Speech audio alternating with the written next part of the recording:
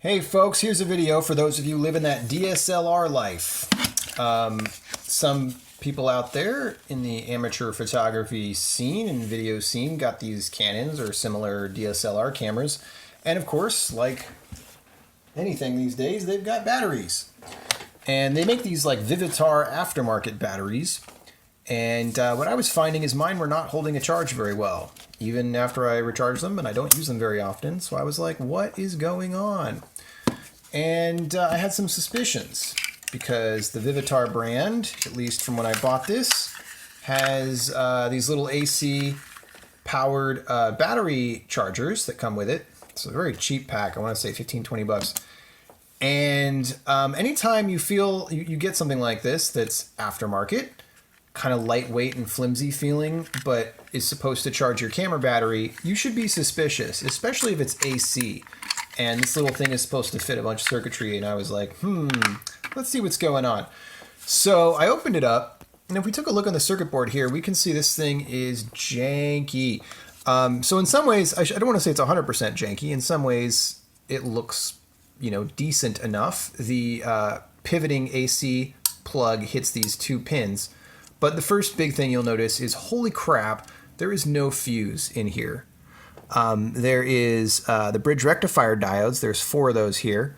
There's no fuse. Anything that uses the wall voltage, 120 volts in North America, and doesn't have a fuse should immediately have a fuse added, or it should be thrown away. That is crazy dangerous and stupid and ridiculous. So that's the first big problem. The second big problem, and while you'll see this is a nice Class 2 power transformer, I mean, nothing, terrible there, you'll see that there's a voltage DC to DC, what is it, MC34063. Those are kind of a really, really old school step-down DC to DC voltage regulators. What they're primarily used for. I think they can be used for other things. But what you'll notice is, and then there's this little guy over here, this transistor, which is a little hard to read. If I zoom in here, maybe I can see TL431. I want to say that that's actually, it's just on the tip of my tongue. I know what that is. The 431. It's a shunt. Yeah, I believe it. They are. That's a shunt, actually. I could be wrong. But in any case, there's not proper circuitry in here to do a 3-state charge algorithm for a lithium-ion battery. And in fact, when you look at the case, you can already kind of know something's up, because it says here the output is 8.4 volts at 600 milliamps. And that means it's probably just giving it a constant 600 milliamps.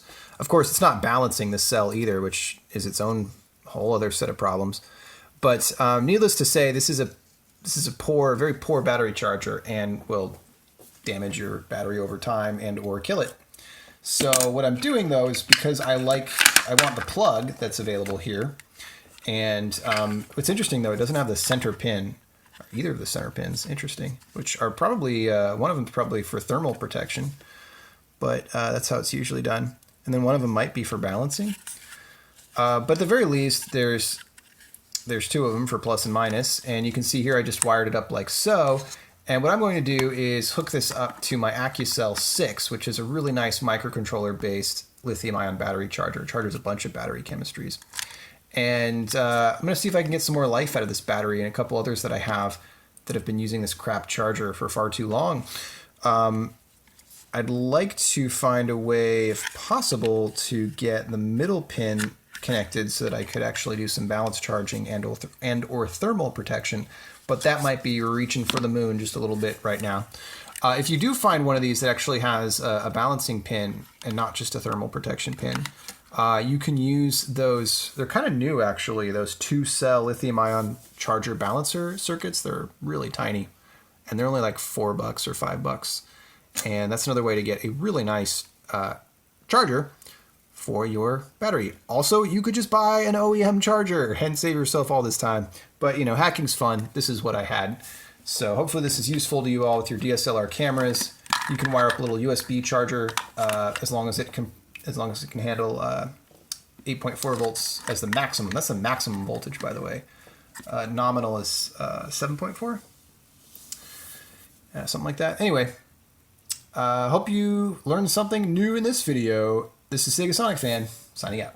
All right, folks, Segasonicfan here with part 2 of my Canon Rebel battery, I don't know, safety checks, correct charging, aftermarket scare. I went ahead and took apart my Vivitar aftermarket Canon Rebel T3 battery, and boy am I glad that I did, because this thing was dangerously over voltage. As you can see here, the balancer is now trying to fix that one cell, which was actually measuring 4.33 volts. Holy crap, that is not good. Lithium-ion chemistry is supposed to be 4.1 maximum. Maybe you can get away with 4.2. 4.33 is super dangerous. The batteries can explode at that point, and one of the cells in the pack was actually warm, like pretty warm to the touch. I want to say maybe 70 degrees Fahrenheit. It wasn't good.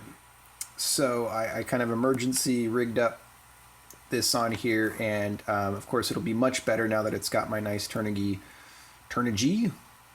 AccuCell 6 intelligent charger here. I love this thing. It's got all sorts of safety features, and the balancer works tremendously well. I will say one thing though, that I do have to say one negative thing about this. I'm going to make, if I haven't posted already, I'm making a teardown video of one of these because I have 2 of them. This actually is missing an input fuse and has a inrush current spark on the plug due to there's an N-channel FET that's constantly on, hooked up to large input capacitor that makes that inrush current. They didn't use a resistor or any other circuit to kind of help with that inrush current. Also, the output only has an N-channel FET, and there's no fuse on the output of this either. So, safety checks. There are some safety issues. So I'm going to be adding a fuse to this, and of course monitoring this right now while it's charging, getting that properly balanced. Anytime you have lithium-ion cells that aren't a name brand and are aftermarket and don't have a balancing connector, you got to do that. And so yeah, this charger only has 2 contacts, which are just positive and negative terminals. So I did have to take apart the battery to actually get to balance it. Anyway, should be much better now. And for those of you who don't have a balanced charger, I highly recommend it. Even though this one does have some flaws, I do recommend it. It's really, really good for this. I'm never going to buy Vivitar stuff again, that's for sure.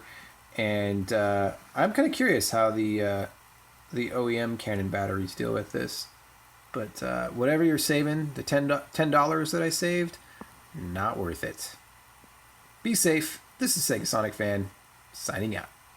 Hey folks, Segasonicfan here in my part 3 of my series on Canon Rebel chargers and batteries, and tearing them down and figuring out what's going on with them, and how to improve them and possibly balance charge them, and also learning about the pinout, in this case, of the internal batteries. Now, these can, of course, be taken apart, but only very, very carefully. They're actually quite dangerous. So, word of caution, serious word of caution. These 2 cells are different voltages, the outer frames. And so when it's in the case, if you're going in there and you're using what I was using, something like this, to try to pry in that inner lip, it's metal. And when you short, you can very easily short both of these. So, yeah, be very, very careful. You might be better off using a hot air reflow station and some plastic, or I don't know. So you got to come up with something. One of those guitar pick type things they use for cell phone opening kits. Anyway, that's my word of caution to you all. You don't want these to catch fire. That's no good. However, this one has a fuse, which is nice. And this is a different brand from the other ones I was showing, but they're all the same. They have these similar cells, and they're connected in series to create, a 7.4 volt, 8.2 volt maximum battery pack.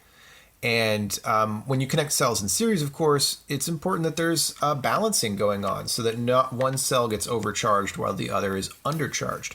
And of course, you need a protection circuit so that if one of them does get overcharged, it doesn't just keep going until it explodes. And so I was also curious why there was 4 tabs, 4 connections, right? You need power, so you need plus and minus, which you can clearly see here are going to be your larger vias, your larger traces and stuff. So this is your ground, I believe, and this is your positive. But what are the other two? Well, the other two go to vias, little fine traces that go to vias. And if we look closely here, I was going to put this under my microscope, but actually I think zooming in with my camera might be just fine enough. If we zoom in here, we can see that both of those vias go to resistors, and one of them is a 1K resistor and one of them is a 100K resistor, 103 and 104 respectively. We can also see, I'm being very careful with my lead here, by the way, this is clearly a MOSFET. That's going to be most likely an N-channel MOSFET labeled 8822. And this right here was the mystery chip that took me a minute. This says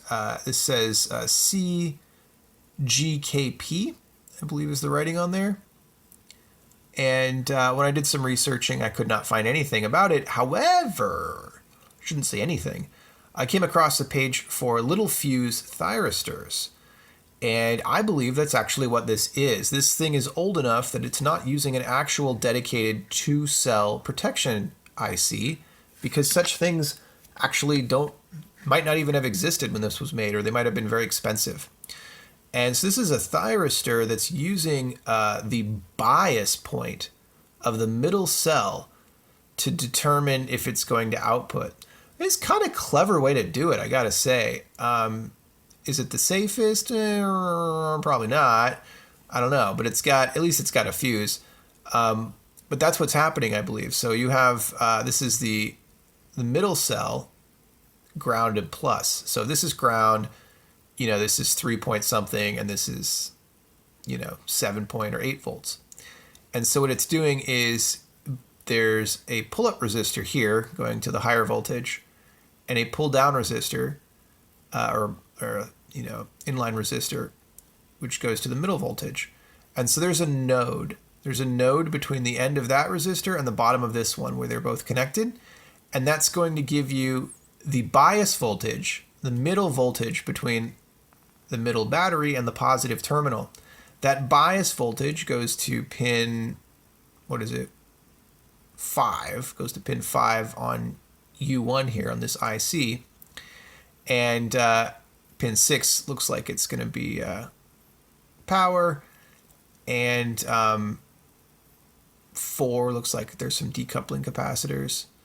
Anyway, the fact that there's a bias voltage going to this, and it's not just connected straight to the cell, highly leads me to believe that this is not an actual lithium-ion protection IC, but is a thyristor or something similar doing its job in a simpler way. And as for the 2 output resistors here, there's actually 3, so I guess one of them might also just be a bias node. That is similarly, I think, what the camera is doing. It's using. Actually, I'm not entirely sure, because if it's not a lithium-ion protection board, how is it creating a thermal protection with that bias circuit? It could be that the actual official Canon batteries have a thermistor. Yeah, that would make sense. The original camera batteries that are official, that are OEM, my guess is these contacts, those pins, actually go to a thermistor and have an actual IC that's dedicated, that's measuring temperature. I would think that would be the case. And then when the thermistor changes temperature, of course, it can detect an error in the charger or the camera. I think what's happening here, though, is this might actually just be a dummy load. That's probably more likely. I still don't know why there's 2, but I think what's happening is it's a dummy load for the thermistor. Thermistor doesn't actually exist in here, and so that's a bit dangerous. But but you know, aftermarket batteries, what can you do? Anyway, hope this was useful. Hope this was helpful. If you know more about these than I do and you want to comment and let me know more about that mystery IC, I did some searching, couldn't find anything. If it's not a thyristor, you think you have another theory, feel free to float it by. This also comes with a little like foam protection-y thing, which not too hard to put back on. And yeah. Anyway, that's the that's our battery there. So yeah, be very careful opening batteries. Don't use the metal on the side here. Be smart. This is Segasonic Fan, signing out.